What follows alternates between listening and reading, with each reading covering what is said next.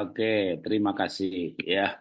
Saya berapa hari yang lalu pulang dari Eropa ya, 10 hari 9 malam. Mendarat hari Jumat, Kamis malam, tepatnya jam 12 malam, ya sampai rumah ya udah Jumat pagi juga ya. Sabtunya udah ke Medan, Minggunya khotbah 5 sesi, Seninnya balik Jakarta. Rabu kemarin berangkat ke Ciater, tadi malam jam 9 malam masuk rumah, pulang dari Bandung, ya, camp kesehatan, itu bolak-balik ya setir sendiri. Pagi ini udah Zoom, dan mohon maaf hari ini agak pendek firman Tuhannya, 9-10 menit saya berangkat rapat dengan pemerintah mendadak. Memang kalau pemerintah itu mendadak ya. Kita mengajukan permohonan untuk menghadap. Nah, udah dah kan jawabannya kan mendadak ya. Namanya pemerintah kan kita yang butuh. Ya, ada Zoom lagi. Sudah dah masih bisa mepet ya. Oke.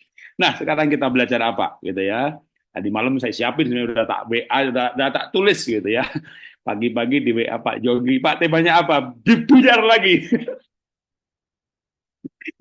Ditanya temanya malah buyar. Ya, ini berarti yang benar yang dari Tuhan. Oke, saya bacakan ya.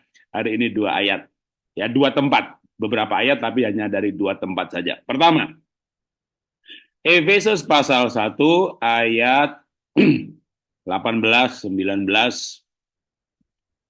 Dan supaya ia menjadikan mata hatimu terang, agar kamu mengerti pengharapan apakah yang terkandung dalam panggilannya, betapa kayanya kemuliaan bagian yang ditentukannya bagi orang-orang kudus. 19.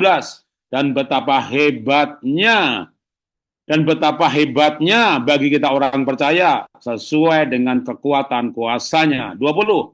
Yang dikerjakannya di dalam Kristus dengan membangkitkan dia dari antara orang mati dan mendudukkannya di sebelah kanannya di sorga. 21. Jauh lebih tinggi dari pemerintah, penguasa, kekuasaan, kerajaan, dan tiap nama yang bisa disebut, bukannya di dunia, tapi juga dunia yang akan datang. 22.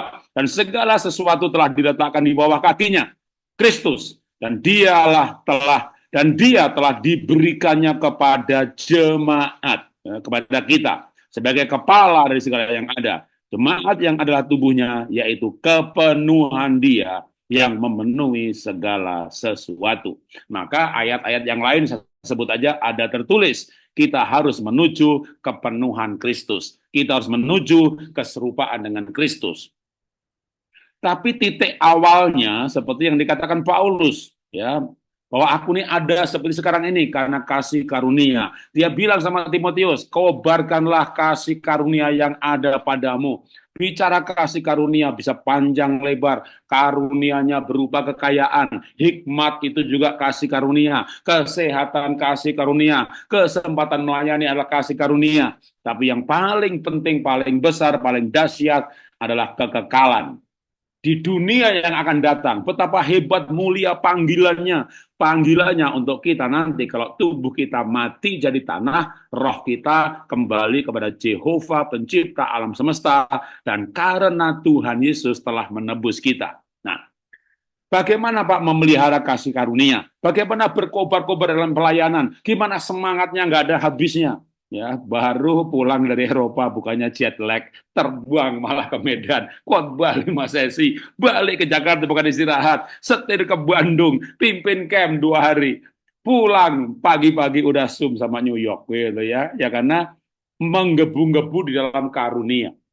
Dan di camp kemarin itu ya bayangin saudara ya, 2 hari camp, sebenarnya campnya itu 7 hari, tapi saya ngisi 2 hari. Pulang dari Medan pagi-pagi jam 5.20 udah bangun, berangkat ke Bandung. Itu hari pertama itu 4 sesi. Kemarin sebelum pulang di sini sudah 2-3 sesi, lalu balik Jakarta, gitu ya. Antusias, semangat. Kalau bicara semangat, kayaknya saya yakin banget ya, ikutilah teladanku gitu ya. Kan nggak ada namanya Pak Jarod capek gitu ya, atau Pak Jarod sakit gitu ya. Nah, awalnya dari mana? Awalnya itu memahami kasih karunia. Maka saya akan bicara mengenai memahami kasih karunia. Saya kasih cerita, mungkin saya pernah cerita, sampai lupa saya pernah cerita enggak ya gitu ya. Kayaknya sih pernah, tapi nggak apa-apa, ulangin aja. Pendek kok ceritanya. Ntar cerita yang lain lebih panjang. Saya pergi camp yang sama dengan kemarin ke Bandung gitu ya. Singkat cerita panjat pohon jambu, sendalnya jatuh lah, manjat pohon kepakai sandal. Ya, hanyut, tak kejar, terjun saya ke sungai. Wah, waktu terjun kakinya bukan kena air, kena batu. Kejedwak, udah tetap ngambil sandalnya, merangkak naik ke atas, duduk di kursi, karena 30 menit lagi ceramah, nggak bisa berdiri. Karena kaki kena batu, kakinya bengkak. Selesai ceramah, tukang urut datang, wah bersyukur Pak, paling enggak ini tulangnya enggak patah dan ototnya enggak robek gitu ya. Tapi makin bengkak, udah seharian pergi kemana-mana dipapah, dituntun. Bangun tidur malam hari, enggak bisa berdiri, mau kencing aja, merangkak ke toilet. Udah karena istri kan tidur, masa bangunin dia suruh mapah saya gitu ya. Oke, nah lah kenapa Pak Jarod sendal hanyut kok dikejar-kejar gitu loh. Ya, bu ya sudah toh Pak gitu. Bu ya sudah gitu ya. Diikhlaskan. Lah, itu sendal pemberian, saudara. Jadi gratis. Saya nggak beli itu, tapi pemberian. Ya, nah gimana kalau saudara dikasih kaos, kasih baju, ya pemberian dari Pak Yongki, terus Anda ketemu Pak Yongki, ditanya kaosnya mana? Duh, kemarin dipakai buat ngelapin mobil. Ya udah hilang. Ya kalau saya jadi Pak Yongki ya ini gimana sih orang nggak menghargai pemberian saya ya. Wong dikasih kok malah hilang gitu dong ya. Nah ceritanya tuh saya dipanggil orang yang punya toko sendal sepatu itu ya. Adanya di Plaza Senayan, Pondok Indah, plaza yang mewah-mewah itu. Ya Pak, ini satu sendal buat Bapak, sepatu biru, hitam, merah buat Bapak, 3 pasang, jadi sama sendal 4 pasang, Bapak, Ibu juga udah, ini buat Ibu 4 pasang, wah kita dapat 8 pasang. Kita pulang, istri saya googling, wah ketemunya malah di Instagramnya yang paling gampang muncul. Wah, istri saya bilang begini, yang ini sendalnya 2,5 juta, ini sepatunya 4 juta. Selain menghormati yang memberi, saya bayangin gimana kalau ditanya, Pak, mana sendalnya jatuh ke sungai? Iya, dikasih, nggak dirawat gitu ya. Pertama saya kejar, itu karena saya menghormati yang memberikan. Ya. Kedua, memahami nilainya. Saya dikasih gratis, tapi ternyata nilainya mahal, saudara. Nilainya mahal, sendalnya tuh 2,5 juta. Lah kalau sendal jepit lah ya sudah lah. Walaupun dikasih Pak Yongki, nanti aku beli sendal jepit yang mirip aja ya kan. Pergi ke New York, bawa Pak, nih sendalnya aku pakai Pak kan gitu ya kan. Biar yang ngasih seneng. Pak Yongki gak kasih sendal jepit, ngasih saya jam kesehatan. Ya, lah kalau sendalnya itu 2,5 juta, mau beli yang mirip, yo larang saudara. Tak kejar lah saudara. Pertama menghormati yang memberi, kedua nilainya mahal. Nah, makin makin tak renung-renungin saudara. Satu ingat, waktu yang punya toko itu ngasih saya, dia tuh bilang sama yang pegawainya toko, tolong invoice-nya dibuat. Jadi bikin bon penjualan. Lah, ini kan tokonya Bapak. Kok Bapak beli itu gimana? Nah, Pak, saya itu nggak sewa toko, Pak. Merek saya bagus. Kalau merek nggak bagus itu masuk mall, suruh sewa semeter segini, servisnya segini. Ya, laku nggak laku, tutup nggak tutup, demo nggak buka toko, bayar terus tuh. Merek saya kuat, Pak. Waktu saya dipanggil, saya bilang, saya tak kasih 10% dari omset.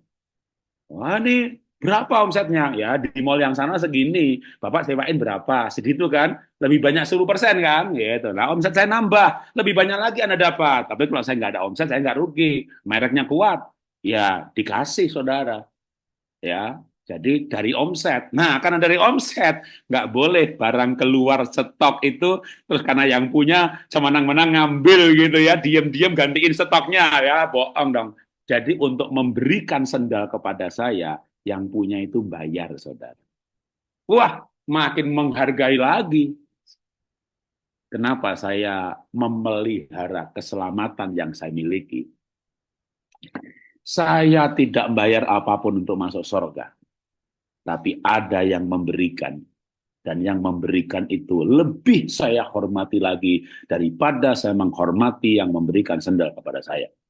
Kenapa saya memelihara keselamatan saya? Karena walaupun gratis, yang punya sorga sudah bayar. Untuk bayar itu dia jadi manusia. Gara-gara jadi manusia, orang malah nggak percaya kalau dia Tuhan. Dan bukan cuma jadi manusia, dalam keadaan sebagai manusia, ia dihajar, ia diludahi, dia dicambuk, dia disalib, bahkan dia sampai mati di kayu salib. Dan dia berkata, lunas dibayar. Waduh, waktu saya ngerti proses bagaimana sendal sepatu dibayar, saudara, tanda tangan. Saya nggak lihat angkanya, tapi pulang dari situ tak lihat kan di Instagram. Waduh, yang diberikan ke saya ini sendalnya aja 2,5 juta, sepatunya, wih 8 pasang suami istri, wah 8 rata-rata 4 juta ini ya 32 juta ini. Nah, aku ini walaupun sebelum bangkrut wong sugih ya Bapak Ibu ya. Ya ora tahu tuku sepatu larang. Aduh, pakai sepatu larang di foto sama gereja palsu. Bukan saya, teman saya. Waduh, dibilang pendeta hedon. Waduh, saya tidak pernah pakai sepatu mahal, sendal mahal, baju mahal, gitu ya. Lawang dulunya miskin gitu ya. Dikasih sepatu mahal. Yang memberikan saya hormati. Ternyata untuk memberikan itu dia bayar. Saya pikir-pikir, makin tak renungin kenapa Tuhan izinkan terjadi kaki saya keseleo bengkak, pincang 3 hari gitu ya. Biar dapat ilustrasi khotbah. Duh, mau dapat ilustrasi khotbah cek angele. Pakai pincang 3 hari. Tapi tak renung-renungin, bener banget loh saudara. Saya makin memahami gara-gara kaki bengkak pincang 3 hari itu saya merenungin kasih karunia. Betapa Tuhan itu, kenapa dia nggak bilang begini aja ya? Oke, Jarot sorga. Kan dia tinggal bersabda aja. Malaikat buka, itu Jarot mati, masuk sorga. Kenapa yang punya toko nggak bilang aja? Bersabda aja sama pegawai tokonya. Keluarin, kasih dia. Nanti gampang, itu di mobil saya ada stok tuker. Tuhan itu mengerti hukum. Yang berdosa manusia, yang dihukum manusia. Maka Tuhan capek-capek jadi manusia. Supaya secara hukum tidak digugat oleh setan.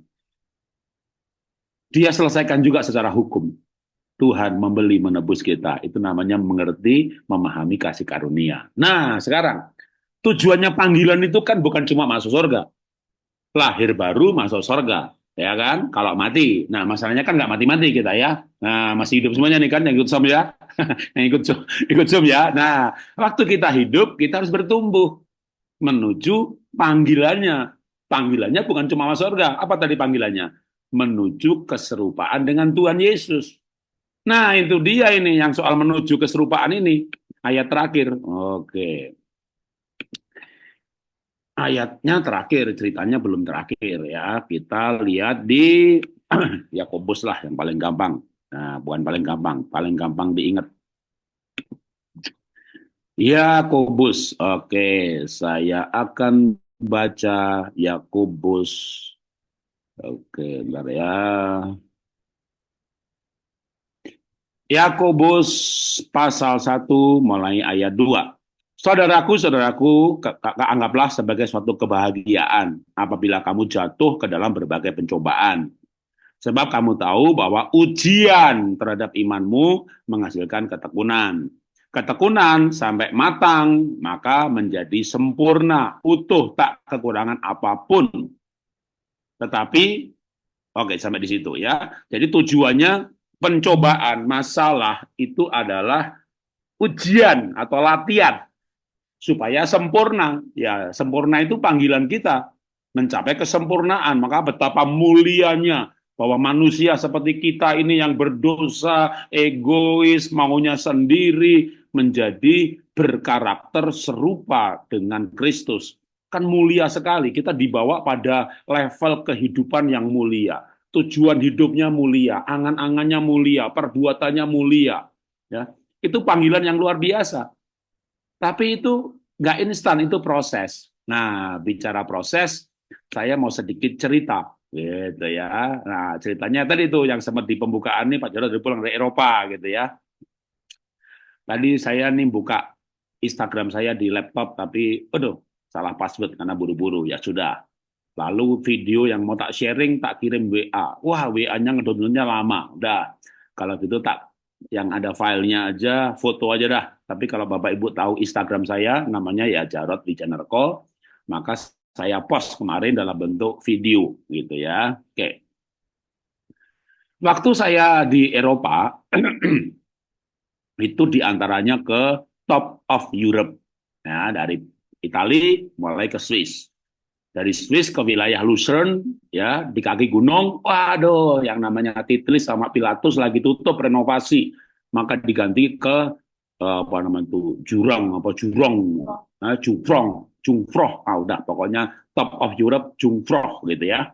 Di kaki gunung itu sudah 8 derajat kaki gunung ya. Kalau Desember lebih dingin lagi.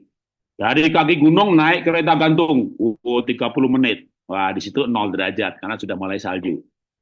Tapi ternyata nggak berhenti di situ. Kita pindah ke kereta, naik kereta lagi 30 menit. Waduh, jauh banget. Ya, sampai di puncak minus 8 derajat. Minus 8 derajat. Kalau Desember minus 17 katanya ya, minus 8. Lalu sampailah saya di minus 8 derajat. Oke, saya tunjukkan ya.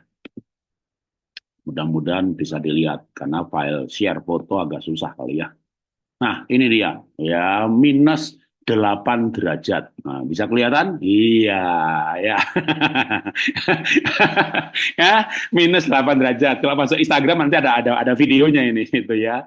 Lah itu ada yang tanya gitu. Anda ini dari Antartika kali ya? Yang minus 30 gitu ya.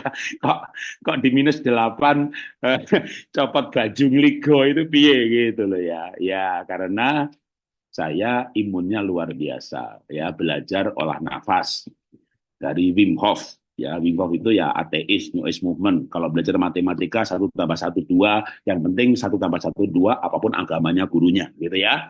Kalau 1+1=3, walaupun dia pendeta, ya jangan diikutin matematikanya, gitu ya. Jadi kalau belajar namanya olah nafas, ya Amerika ada John Kabat-Zinn, ya pasti bukan Kristen. Wim Hof, ya pasti bukan Kristen. Ya bisa-bisa New Age Movement.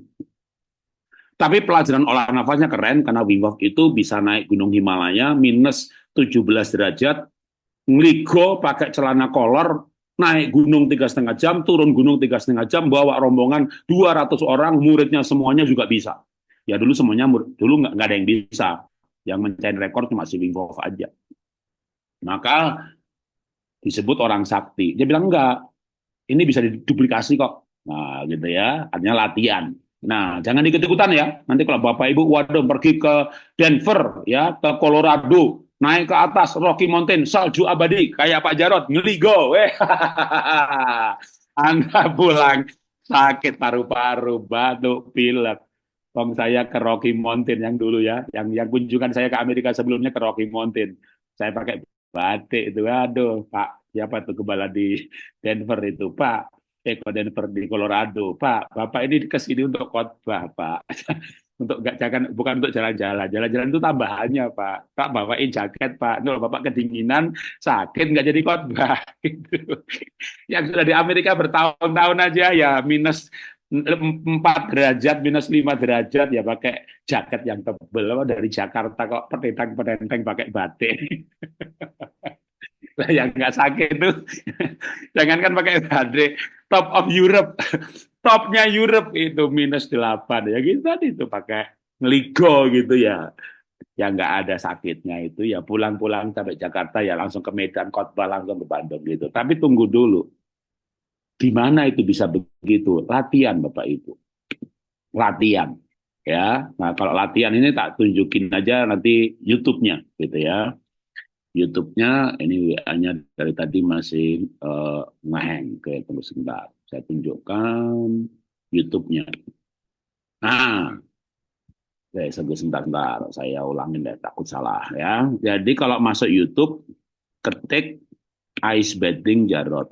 Nah, nih ya, masuk YouTube, ketik ice bathing Jarot. Ya, latihan dulu. Nah, ini latihan tuh. Ya, ember, kasih es batu 5 kilo, kasih air separuh sampai sampai es batunya masih ada setengahnya, yaitu pasti kira-kira 6-7 derajat. Ya, terus tangannya dimasukin, ya, direndam. Itu banyak orang 30 detik aja udah aja sakit banget gitu, kesakitan. Ya udah, jangan tangan, kakinya gitu ya. Kakinya, wah agak lumayan, bisa deh 1 menit gitu ya. Kaki udah bisa, tangan, wah kaing, kaing, kaing. Ganti lagi gitu ya. Lama-lama bisa. Nah, nanti kalau masuk di Instagram ada itu. Saya ada kolam laku camp ya, kolam kolam plastik yang untuk anak-anak berenang itu dikasih 10 karung es batu. Satu karungnya itu ya 10 kilo kira-kira ya, gede kolam plastiknya. Kuasi air sampai separuhnya masih es batu, itu ya kira-kira 4 derajat, ya 2 sampai 4 derajat. Kalau di Indonesia itu ya nggak bisa, nol itu nggak bisa ya. Terus saya berendam saudara, sampai kelelep tinggal kepalanya gitu. Yang lain nyoba, ya jangankan nyelam saudara, baru kaki aja udah, wow, gitu ya kan. Tapi bisa seperti tadi itu latihan, latihannya bertahap. Nah, makanya tadi kitab Yakobus itu berkata ya, berbagai macam pencobaan. Ya, kalau Paulus bilang aku melatih tubuhku, iman itu juga dilatih saudara. Dan jangan takut latihan, jangan takut ujian. Karena ada ayat yang lain bahwa Tuhan itu tidak pernah mencobai melebihi kekuatan. Waktu kita sekolah TK, itu belajar dulu ujiannya. Pak, belajar gitu apa? Narik garis. Gampang banget. Iyalah namanya TK, cuma belajar narik garis gitu ya. Mewarnai aja nabrak-nabrak garis saudara ya. Iya, lama-lama melukis kan gitu ya. Pertamanya cuma 1+1 gitu aja, bingung, mah 1+1 berapa? Ini loh 1, buka lagi. Nah, jadi berapa? 2 kan gitu ya. Ya lama-lama kalkulus aljabar gitu ya. Kelas 1 SD kasih kalkulus aljabar Pitagoras ya, pulang semuanya ya. Tuhan itu tidak akan mencobai kita melampaui kekuatan.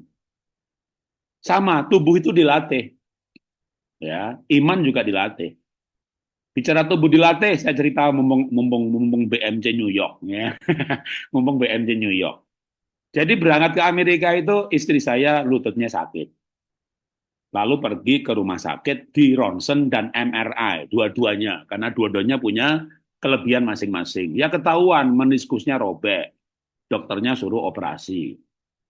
Pro dan kontra kita keluarga ya. Saya bilang latihan dulu, nggak usah dulu. Anak bilang udah lah, kalau dokter bilang operasi ya operasi.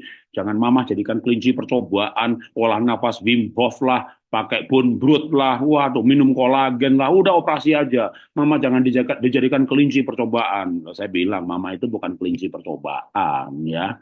Mama itu istri percobaan gitu loh kan, dia bukan kelinci, dia istri ya, jadi istri yang dipakai percobaan gitu ya. Saya bilang sama istri, udahlah, olah nafas Wim Hof gitu ya. Kalau tambah sakit ya dia operasi, kalau nggak tambah sakit kenapa nggak dicoba gitu ya. Wah, singkat cerita khotbah dia di gereja, habis khotbah duduk nggak bisa berdiri, tambah parah. Waduh, udah ke rumah sakit, disedot itu lututnya, bengkaknya itu. Tapi tetap dicoba olah nafas Wim Hof dan segala. Loh kok membaik, membaik, membaik. Nah, singkat cerita membaik, membaik ke Amerika. Amerika itu jadwal semula adalah